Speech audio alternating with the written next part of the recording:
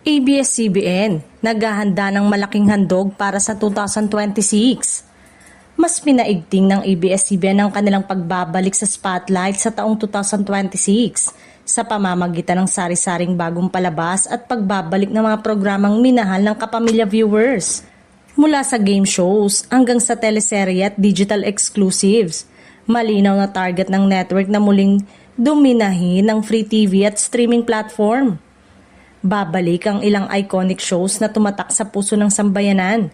Kabilang dito ang Kapamilya Deal or No Deal, Mini to Win It at ang legendary drama anthology na Maalaala Mo Kaya.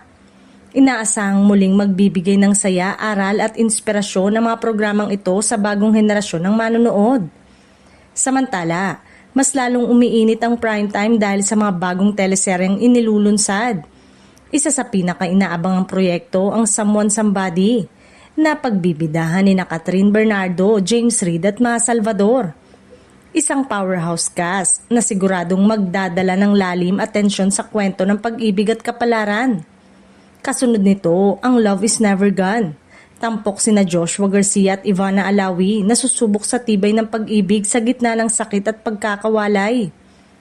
Hindi rin magpapahuli ang aksyon dahil nakatakda ring ipalabas ang isang Gutierrez and Anderson action series na inaasang maghahatid ng matinding eksena, palaban na karakter at kakaibang timpla ng drama at suspense. Ito ay patunay na patuloy na pinapalawak ng ABS-CBN ng genre ng kanilang mga production.